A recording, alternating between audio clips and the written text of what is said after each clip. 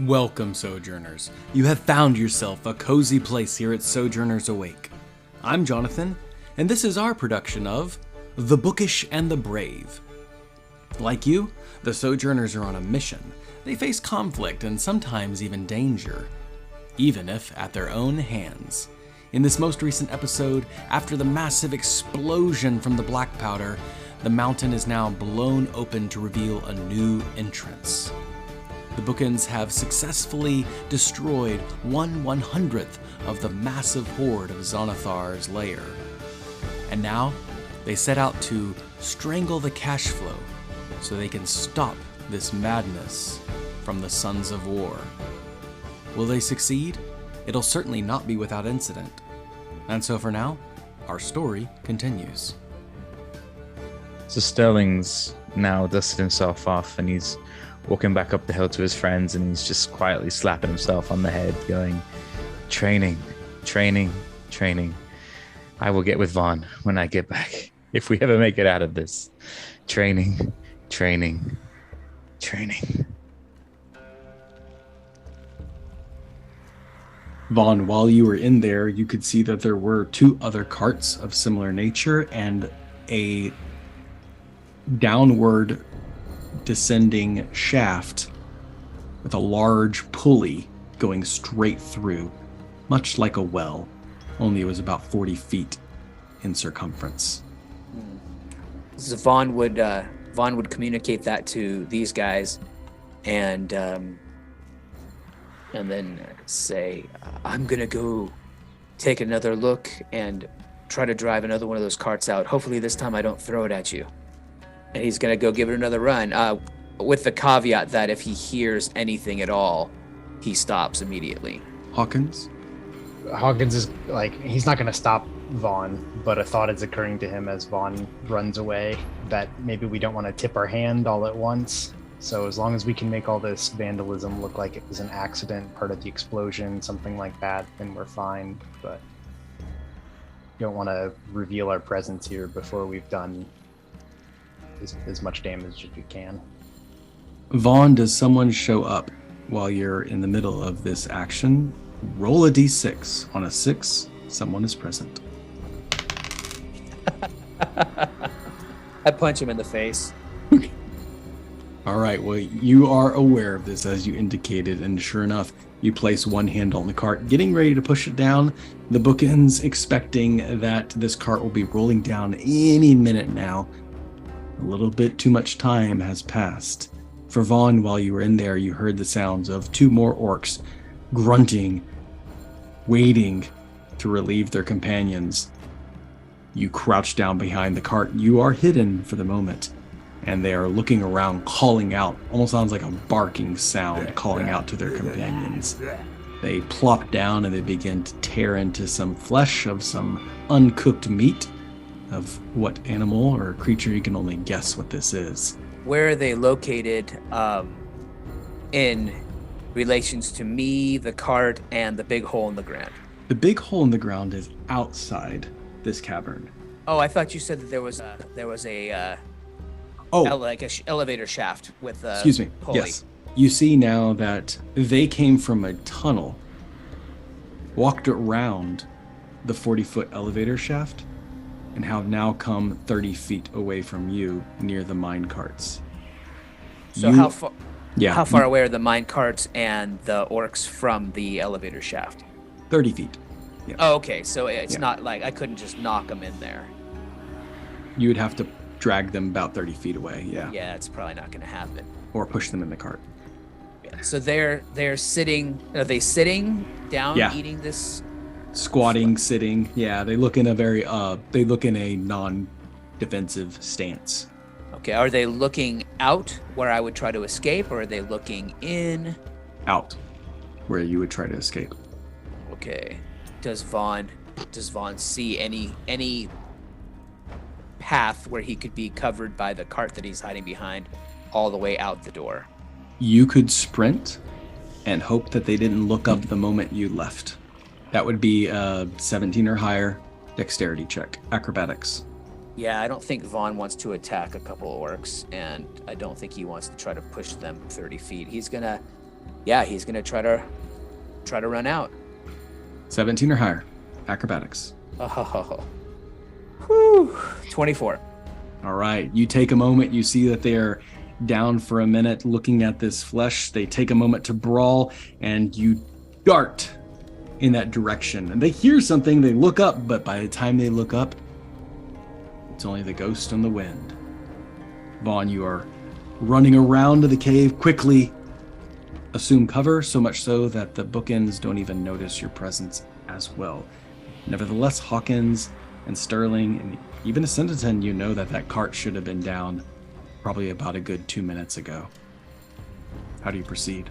Guys, wait here a minute. I'm gonna go see if I can see what's going on up there. Be careful, Master Hawkins. Hawkins will stick to cover on the approach. You do not see Vaughn, so you're going up to the entrance of the cave? Yeah. All right, stealth check, 15 or higher, please. Oh boy. Is this the right D20? Does Vaughn see him? He will. Okay. Okay, natural 20. Oh, good. Because Vaughn would For want to be 23. waving him off if he could see him. I think that's how he rolls so high. Hawkins, as you creep up around the corner, you start to hear the orc voices, and then Vaughn, you intercede. How do you do so?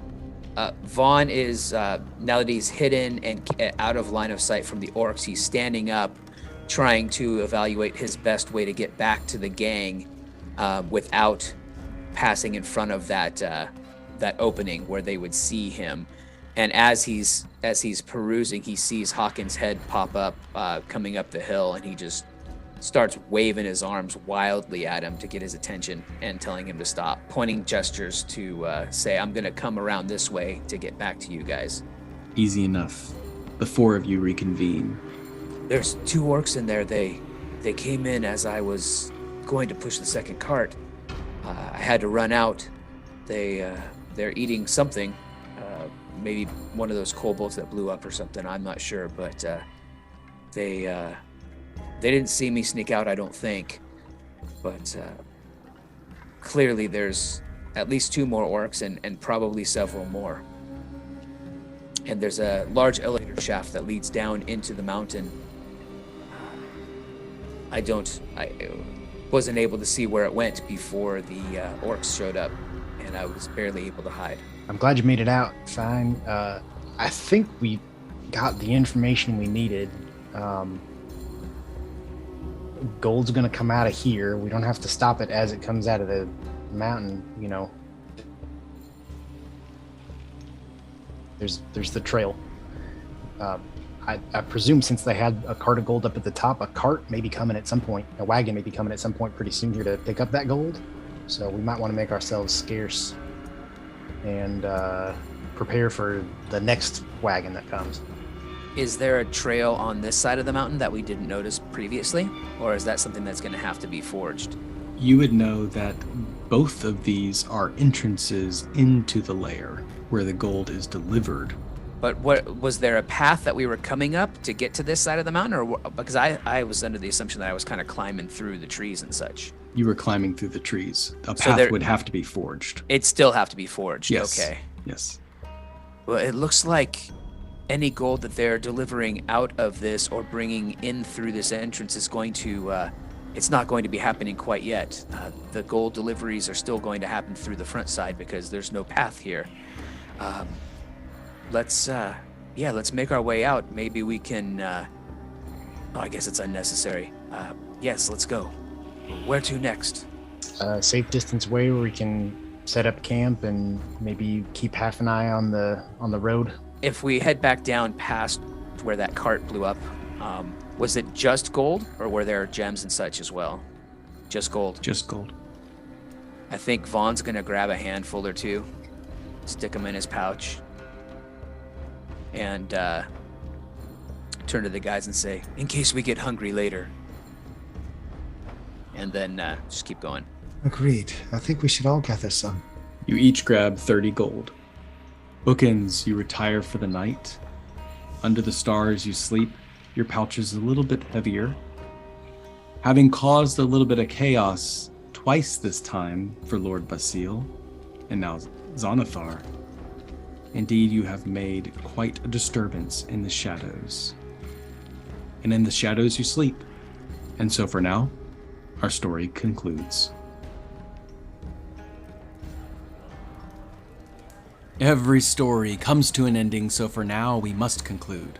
Thank you for listening, Sojourners. Your attention will not go unrewarded, and we look forward to continuing this adventure. If you enjoyed this background music and ambiance, you should visit Tabletop Audio. Find them at www.tabletopaudio.com. And thank you for taking the time to sojourn with us. As a bonus, here is a few snippets from the Stars and Wishes after the game. And of course, we look forward to continuing this adventure and concluding the story of the Bookish and the Brave.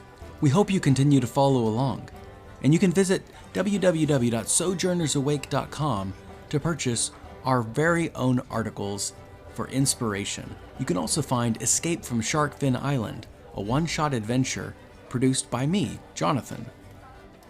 Well, enough about that. Let's go back to the table. Not bad, not bad. That was fun. Hooray. Alrighty. Yeah, we're not going to go in. We're just... Uh-oh. Heists always stress me out. Oh my gosh. Like, it's so... there's so many, like... It's like a big old puzzle.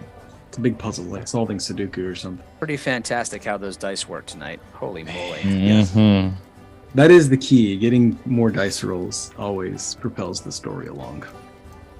Patrick was right. The dice were hungry for Yes. something to happen. Yeah. Big time. I mean, the 6 on my 6-sider was the highest I rolled pretty much all day. So Right. Yeah, that was rough. I mean, Ted, I know how you feel. Like, you did not roll well tonight, and that No. can't feel good. Ugh, it's like no fun. Oh, I know, Sorry. it's totally fun. I I like passed it. it on to you. But Okay. Yeah. Well, Brandon's Hawkins's rolls, clutch rolls at the top of the round, top of the Yeah. game. Mm-hmm. Great. So what about you, Rhett? Why don't you lead us in stars tonight? Oh dear. I liked Ted's portrayal of a parent's anguish. I thought it was pretty harsh when he felt disappointed and then thought of his daughter. But I mean, sometimes that's just the way it is. Yeah. And you know, the sleeplessness of night and worrying about kids, and it's a real thing. And so that I felt that. Patrick, I loved Sterling at the beginning getting caught by Sylvia, buttonholed, and in a great moment of improv, suddenly you've got an armful of groceries that need to be put away. And Yeah. that was just a lot of fun to see you play through that and play up the awkwardness of the encounter. It worked out, and Good. you talked through it and came to some Mm-hmm. measure of reconciliation, but it was a lot of fun to watch you play through that. Brandon, doubly so. The archery practice at the beginning, speaking of clutch rolls, if you're going to roll high when you're shooting at a friend, is the best time to do it. He's a monk. He can catch it if I shoot. Of course. And then also your bolts do a lot of damage. There's a good chance that I might catch it in my hand and also half an inch deep into my forehead. or it goes off in your hand. Yeah. And then a great call on masking the orc's deaths outside. I thought, wow, that was very, very flavorful and well thought.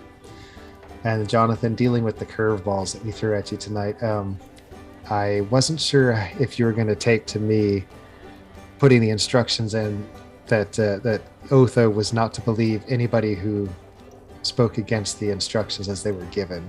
And I was grateful to see that you allowed it to happen. So Absolutely. thank you. Yeah. No, that's great. Mm-hmm. Yeah, that was fun.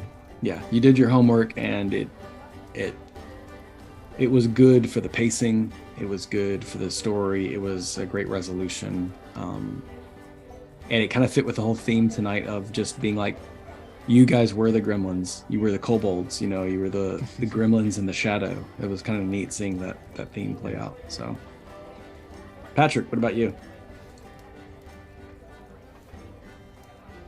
So I really enjoyed the entrance, and the limerick starting out was just, and then just no, can't do that. That was great, and it kind of added a depth to Asyndeton of him being kind of like Luke the Doctor, kind of keeping tabs and telling the story of what these bookends are doing, the historian style.